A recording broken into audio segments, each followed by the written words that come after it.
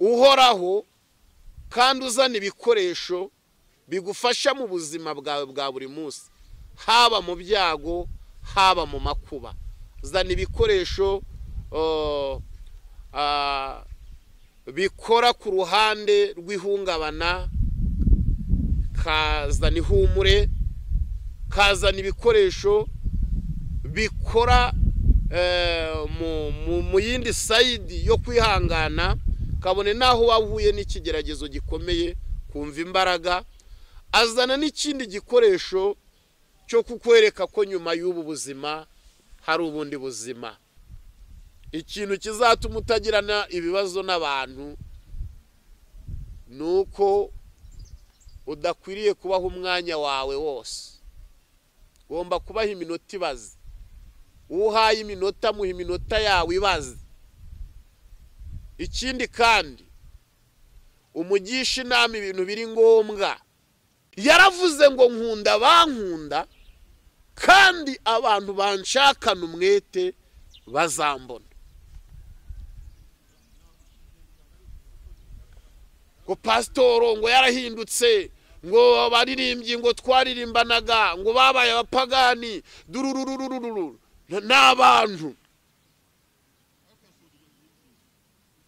Ariko reka nkurangire Kristo udahinduka. Reka nkurangire Imana n'umwuka wera bitajya bitererana. Uwoba uwasizwe na Kristo.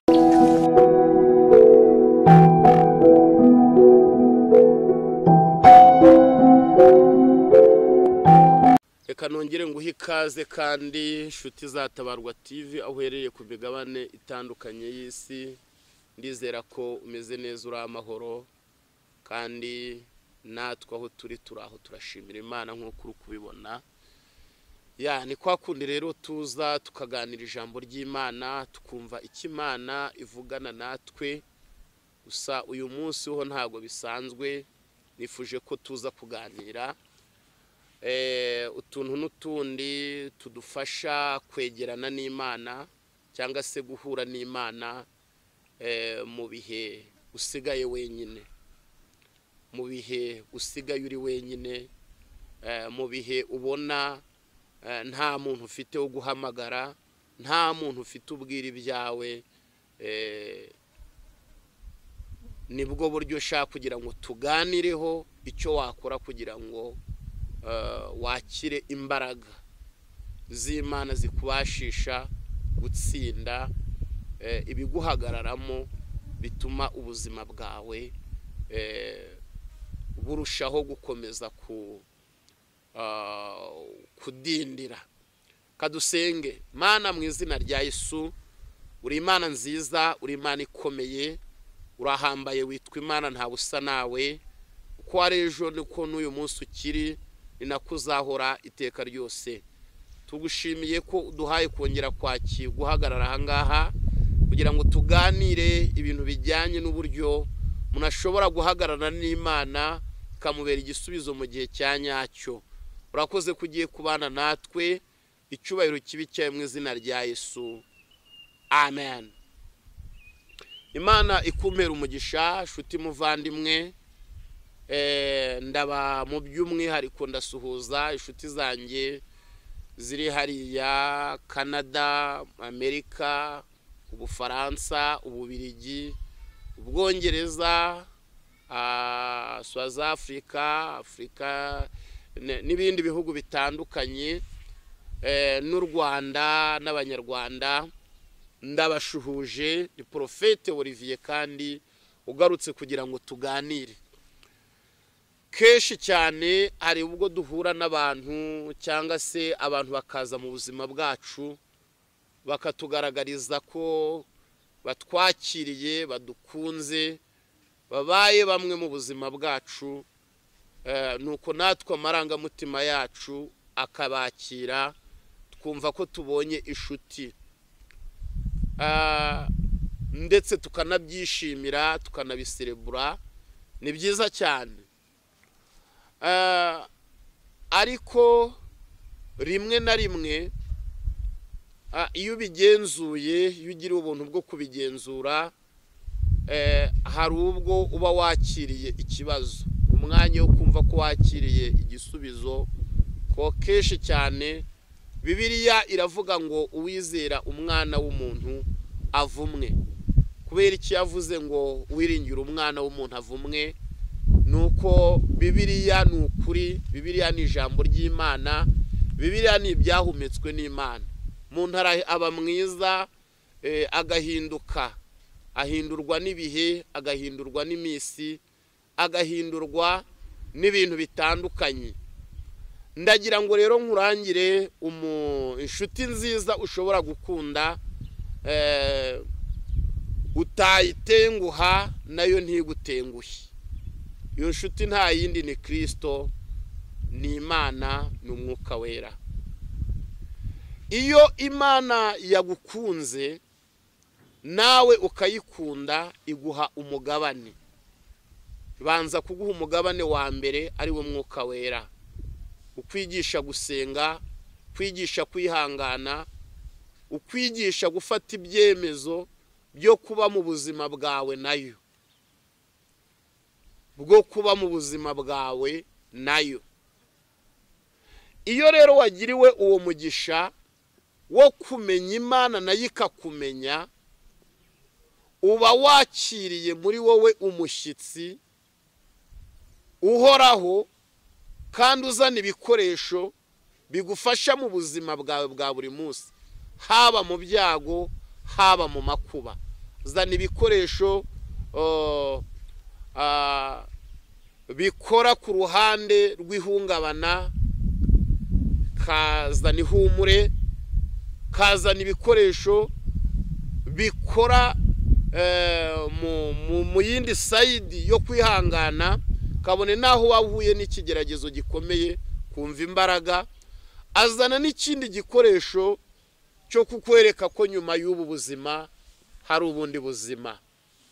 Rero iyo niyo nshuti ya nyayo, ariyo Kristo, ariyo Mwuka Wera, ariyo Mana. Kenshi rero urabizi, hari igihe uhura n'umuntu mu buzima pe akakubera umugisha, ndetse wanabona, wanareba ukabona ari nawe muntu wari ukenewe mu buzima bwawe, ari we muntu wari ukeneye ko Imana iguha bitewe n'ibihe byiza mugiranye mugihura. Ariko shuti, numenyana n'umuntu, ntago nciye intege abantu bafite abakunzi babo, abafrendi, inshuti z'imiryango zitandukanye, simbaciye intege. Ariko jya umenya ko uwo muntu muhuye ari mwundi muntu utazi, umukunde, umwerere imbuto, ukora ibishoboka byose, ariko umenye ngo uwo muntu muzatandukana. Uwo muntu hari igihe uzamusitaraho, cyangwa yumva amabwire y'ibinyoma wamuvuzeho, azakwereka ko muri we hari mwundi muntu. Ikindi kizakwereka ko umuntu rimwe na rimwe agenda ubona ko ari umuntu umwe, ari mwundi muntu, nuko rimwe na rimwe iyo mwahuye ufite ubushobozi, hari abantu bakunda umuntu bitewe n'icyo mubonamo cyane icyo amurebamo kiri imbere.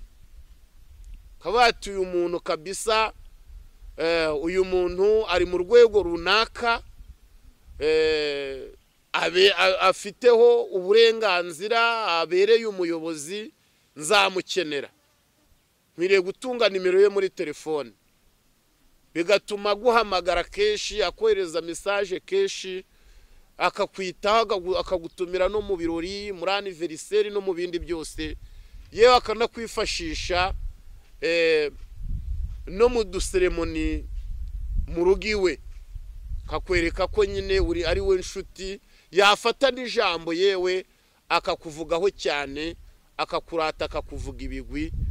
Ariko burya Bibiliya iravuga ngo inshuti zikundana ibihe byose, umuvandimwe avukira gukura abandi mu makuba. Mu migani niko havuga. Ariko rimwe na rimwe iyo wahuye n'ikibazo kiri politiki, ndavuga kuri sayidi y'abanyepolitiki, ni ukuvanga gushyira blacklist. Iyo wahuye n'ikibazo cy'ubukene bukabije, ntabwo akwitaho nk'uko wajyaga kwitaho. Iyo wahuye n'ikibazo kikugaragazaho isura mbi, agenda abwira abantu ati ngewe burya kiriya gihe hari ibintu nakoranaga nawe ariko mbona adashobotse mpita mureka.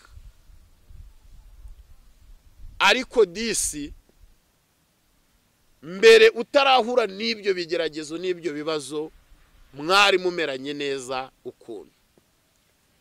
Ntago ndimo ndagumura inshuti ku zindi, ahubwo ndimo ndaganisha ikiganiro cyanjye kukigaragarizamwo inshuti y'ukuri itagutererana uri ahantu hanuka, itagutererana n'ahantu hahumura.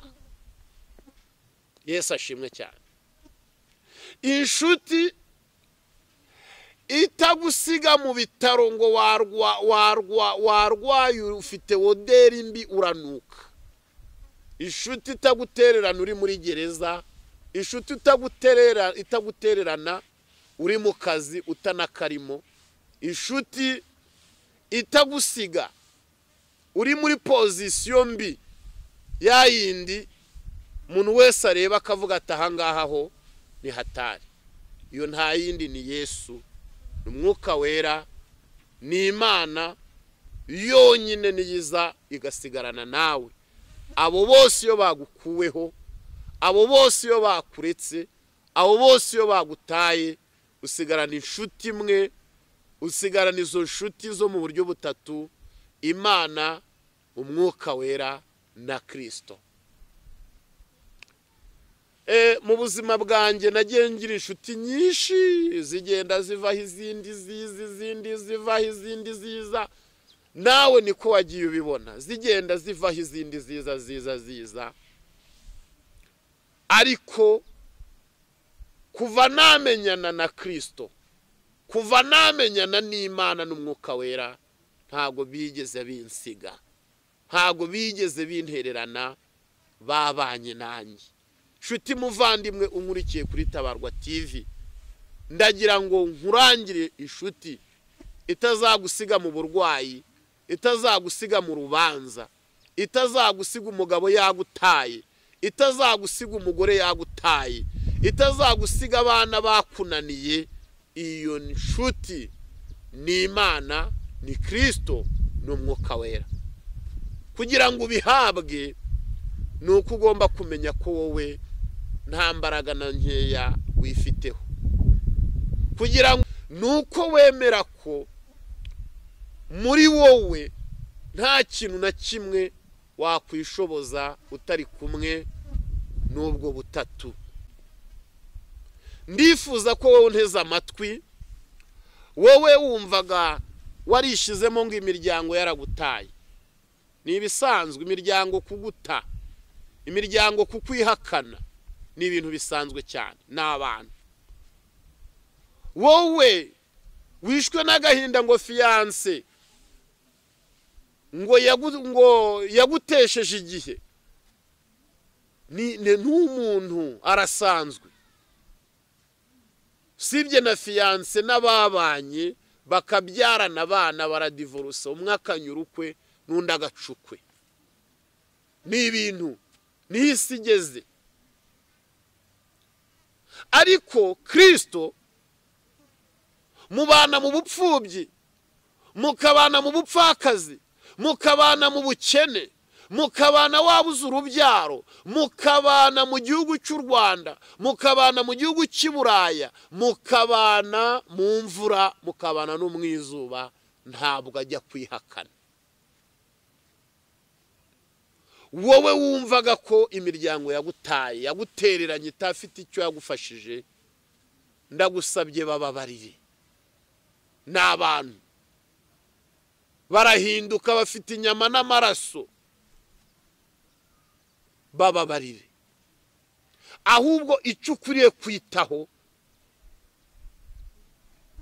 ukakibungabunga kugira ngo kitagusiga ukaba imfubyi ya burundu, ni ukwita kuri Kristo, ni ukwita ku gakiza kawe, ni ukwita ku ijambo ryahanuwe rirusha ibindi gukomera, ijambo wamenye ryo kubaturwa na Kristo n'Umwuka Wera. Jewe iyo umuntu avuye mu buzima bwanjye ntago mbona ko ngushije ishyano. Iyo umuntu yaje mu buzima bwanjye akanagenda ntago ni ibintu bisanzwe. Niyo umuntu ambwiye ngo arankunda ndabyakira, nakabone naho yanyereka ibimenyetso byose kamfitiye urukundo ndabyakira, ariko nkanabihigiye ko nahuye na benshi bankunda bandepansaho byinshi, ariko uyu munsi nta makuru yabo nkimenya nayanjye ntibakiyamenya. Ariko amakuru yanjye buri munsi Imana irayamenya, buri munsi Kristo yakira raporo y'ubuzima bwanjye, buri munsi Umwuka Wera ahora ansura anganiriza ikibi n'icyiza. Reka nkubwire, bana na Mwuka Wera, bana n'Imana, bana na Kristo, ntabwo azagutererana mu buzima bwawe bwa buri munsi, ntabwo uzigera umubura pe. Naramubonye mu bupfubyi bwanjye, yaramperekeje, uyu munsi ntabwo nkiri imfubyi, hari amashami yanshamitseho, mfite abana, mfite umuryango. Naramubonye Kristo anyambika, ampa ubwiza bwe, ampa icyubahiro, aho nari narajugunwe naranutse, ndi ikibazo, ndi ikinuko, arankarabya, aransiga, aranyambika, ampa ubuzima. Ariko wewe uri kurarurira ngo fiance yakwanze, urimo kurarurira ngo umugabo ngo yarahindutse, ni umuntu. Urimo oya wita igihe cyawe wibaza ku mwana w'umuntu, ahubwo ibaze ngo ese ubusabane nari mfitanye n'Imana buracyari bwose? Ese ubu relation nagiranaga na Mwuka uracyuzuye cyane aragabanukiwe? Reka mbabwire bene data munkurikiye kuri Tabarwa TV, niba hari ikintu kimbabaza nkarira, amarira kaza no mu bihe byo kubana n'Umwuka Wera w'Imana, ko mu bintu binyubatse, mu bintu bingize n'amasengesho, n'ukubana n'Imana, nkomeza kumedita ijwi ry'Imana mu matwi yanjye. Yesu ashimwe cyane. Ndifuza ko nawe ubuhungiro bwawe nta handi hantu naguhishurira buri, nukumenya uburyo ugira n'amabanga yawe y'umwihariko na Kristo, nukumenya uburyo utunganya icyumba cyawe na Kristo ukagikoropa umunsi ku wundi wezwa. Noneho nanone nukumenya ngo Kristo aranshaka wiki, antekerezaho iki, angeneyeho iki.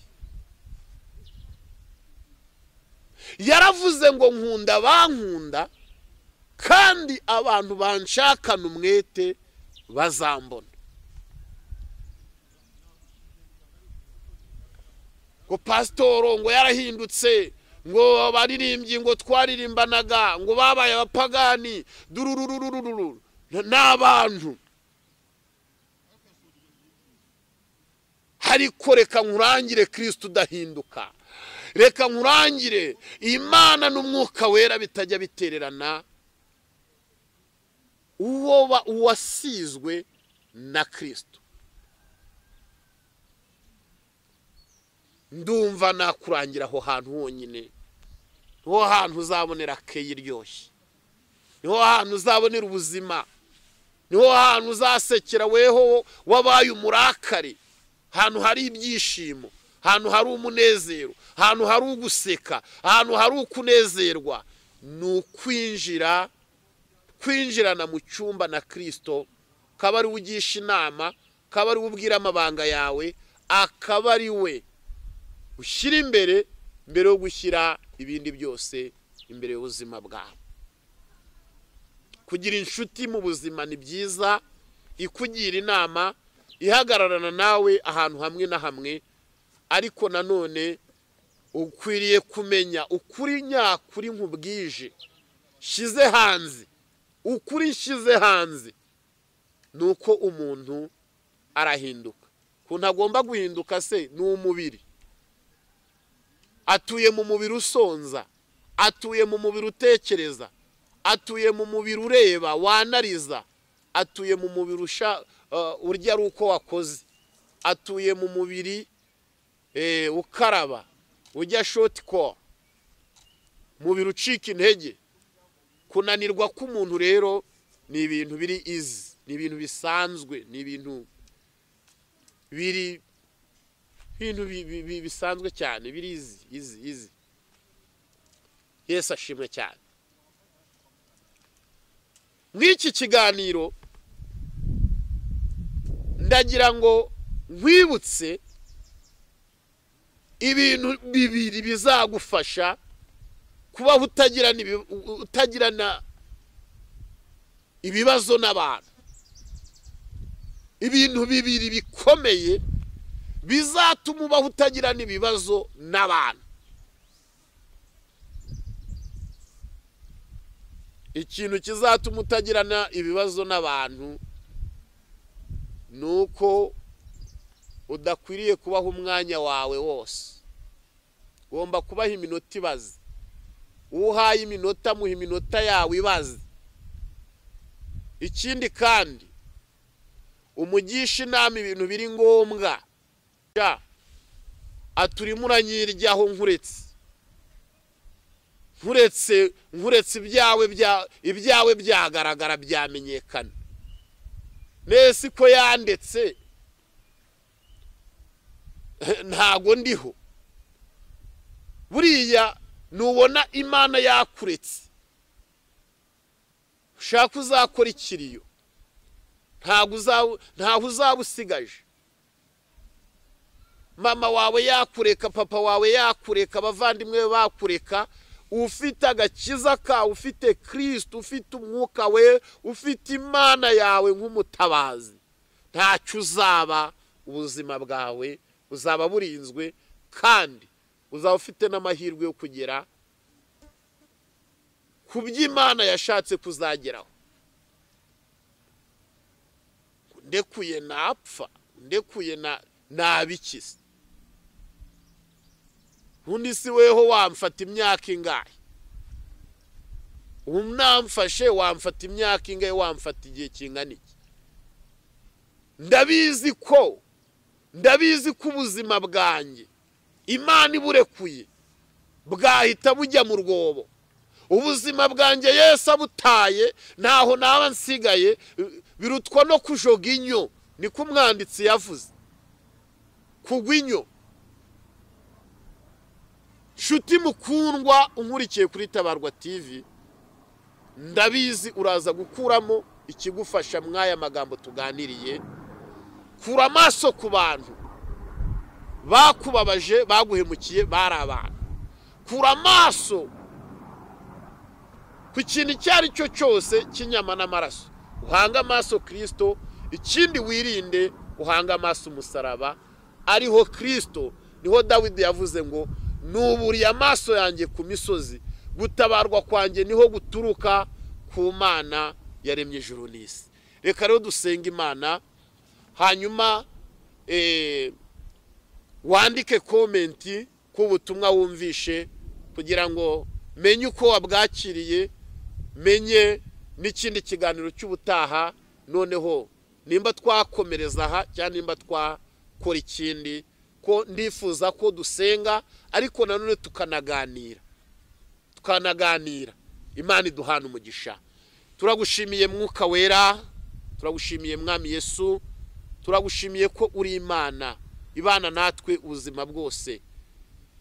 Umwanditsi yaravuze ngo iyo Uwiteka batari mu ruhande rwacu ababisha bacu iba baratumize bunguri.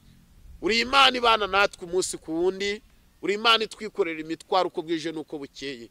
Komeza ubane natwe mu byo tunyura ku munsi ku wundi, uduhe kubabarira ndetse no kugenda uko ubishaka mw'ibi bihe bisa nk'ari iminsi ya nyuma.